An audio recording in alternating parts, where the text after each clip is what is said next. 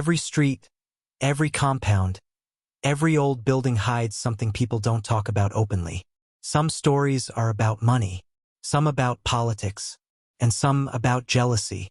The compound on Ajayi Street looked normal from the outside. A tall green iron gate, 6 small flats arranged in a row. A narrow courtyard where tenants parked their cars and children sometimes played in the evenings. Nothing about it looked strange, except the pattern. People who moved into the compound did well at first. But whenever someone started becoming successful, something always went wrong. Nobody could explain it clearly, but everyone noticed it. The owner of the compound was a woman everyone called Mama Bose. She was about 65, dark-skinned, short, always tying a colorful wrapper around her waist. Her face carried deep lines, as if she had spent years smiling and frowning at the same time. She spoke softly. She greeted every tenant politely, and she watched everything. From the small wooden chair she placed near the gate every evening, Mama Bose saw who entered and who left. Nothing escaped her eyes. "Good evening, my children," she would say warmly, but sometimes the warmth felt too careful. For years, tenants believed the compound just had bad luck, until the pattern became impossible to ignore. The first person who noticed was Mr. Ajayi. He was a quiet accountant in his late 30s. He had lived there peacefully for 3 years. Then one day, everything changed. After years of saving, Mr. Ajayi finally bought a car. Not brand new, but beautiful to him. A silver Toyota Corolla that shined proudly under the Lagos sun. The day he drove it into the compound, everyone came out to celebrate. "Ah, Mr. Ajayi, congratulations. You have joined the car owners." Even Mama Bose walked slowly to the car. She placed her hand gently on the bonnet. "God will continue to bless you," she said. Mr. Ajayi smiled with pride. That evening, he washed the car carefully in the courtyard, and Mama Bose watched. 2 weeks later, problems started. Strange engine noises, repeated visits to the mechanic. Then one morning, deep scratches covered both sides of the car. No one saw anything. That same night, the security light had mysteriously stopped working. Mr. Ajayi repaired the damage. But things only got worse. Within 3 months, his company downsized. He lost his job. Without income, he couldn't keep the car. He sold it and quietly moved out. People felt sorry for him, but they called it coincidence. Until it happened again. This time to Saad. Saad was cheerful and hardworking. She ran a small salon across the street. For years, she struggled. Then suddenly, everything changed. A popular influencer visited her salon and posted her work online. Within weeks, her business exploded. Customers lined up every day. Money started coming in. One evening, she returned home with big news. "I'm opening my own big salon next month." Everyone celebrated. Even Mama Bose smiled. "That is very good news," she said softly. But that same night, something strange happened. Around midnight, one tenant noticed Mama Bose walking quietly across the compound. She carried a small black nylon bag. She stopped near the gate, bent down, and buried something. The tenant watched, but said nothing. Maybe it was nothing. Maybe. 1 week later, Sada's problems began. Equipment started failing. Power issues became constant. Money disappeared from her shop. Even after changing staff, the losses continued. Within 4 months, her business collapsed. She closed the salon. And like Mr. Ajayi, she moved out. Now people were uneasy. 2 successful tenants. 2 sudden downfalls. And in both cases, Mama Bose had been watching closely. Still, nobody accused her. In Lagos compounds, people mind their business. Or at least, pretend to. Then a new tenant arrived. His name was Daniel. 28 years old. Tall, slim, calm eyes that noticed everything. He worked in tech and had just returned to Lagos from abroad. He rented flat 5. Mama Bose welcomed him warmly. "You are welcome, my son." "Thank you, Mama," he replied. Unlike others, Daniel observed things. He noticed the tension, the forced smiles, the way people spoke carefully around Mama Bose. One evening, He sat outside with a neighbor named Chike. "Just be careful," Chike said quietly. "Careful of what?" Daniel asked. Chike hesitated. "Good things don't last long here." Weeks passed. Daniel settled in. His work was going very well. Then one afternoon, he received big news. A major tech company partnered with his startup. It meant serious money.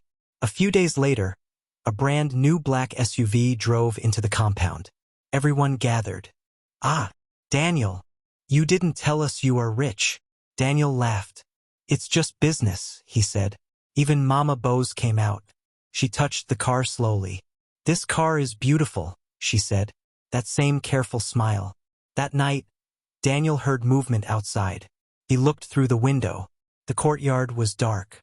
But under the weak security light, he saw Mama Bose, standing beside his car, watching it. Then slowly, she bent down and placed something under the front tire.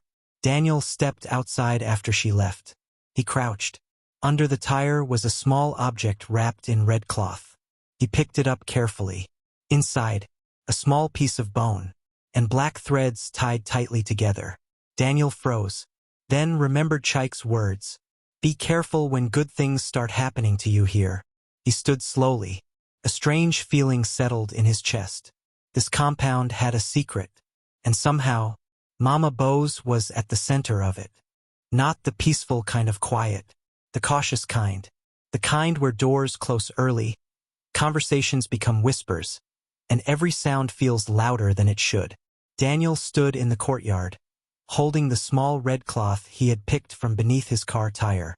Inside was a small bone, black threads tied tightly around it, like it had been wrapped with intention. Daniel was not the type to jump to conclusions.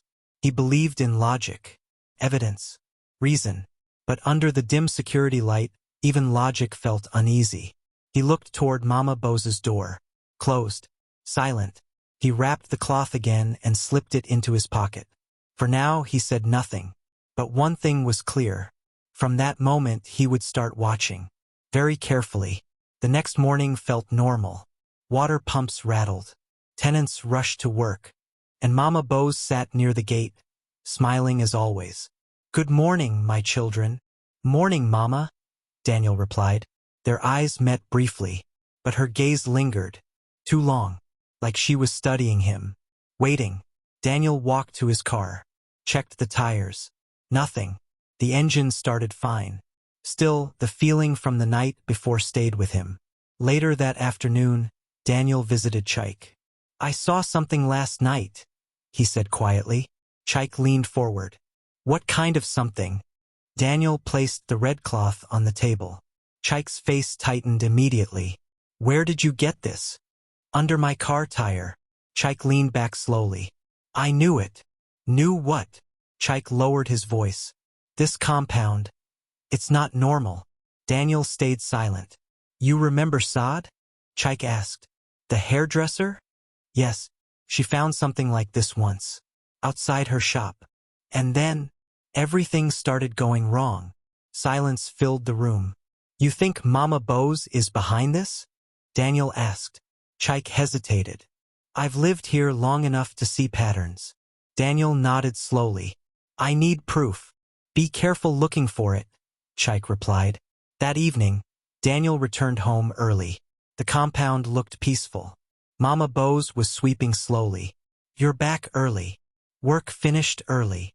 Her eyes shifted briefly toward his car. "Your car is very beautiful." "Thank you, Mama." Daniel went inside, closed the door, then moved quietly to the window, and waited. Hours passed. Lights went off one by one. By midnight, silence took over.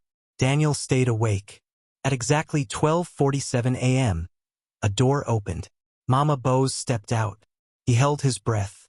She looked around carefully, then walked across the courtyard with a small plastic bowl. Daniel grabbed his phone and started recording. She stopped near his car, bent down, and poured something onto the ground. Then she whispered, soft, slow, unclear words. After a moment, she stood and walked back inside. Daniel waited, then stepped outside. The air felt cold, On the ground, white powder, and 3 small feathers. Daniel crouched. His heart was racing. This was no coincidence.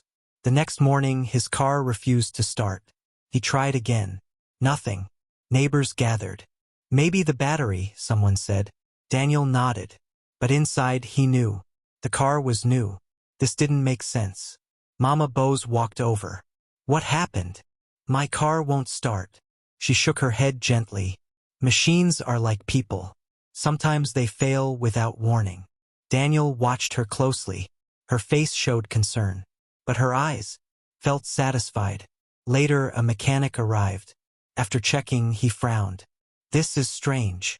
What is it? The battery wires were loosened. Daniel's stomach tightened. Someone had tampered with it. That night, Daniel went back to Chike. I recorded her.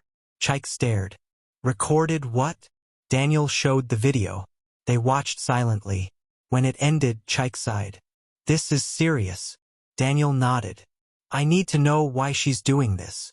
Chike leaned back. Jealousy. Daniel frowned. Before she bought this compound, she had a shop, Chike said. And it failed. Completely.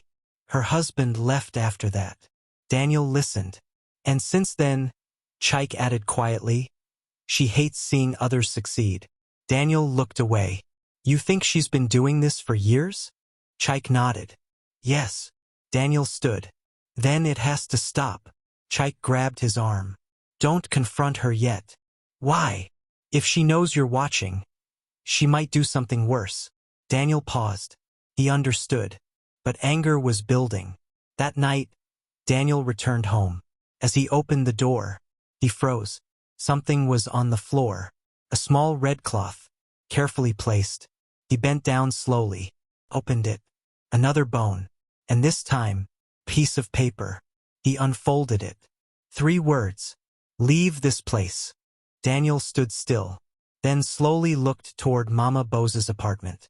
His expression hardened, because now it was clear. She knew. She knew he was watching, and the quiet war between them had just begun.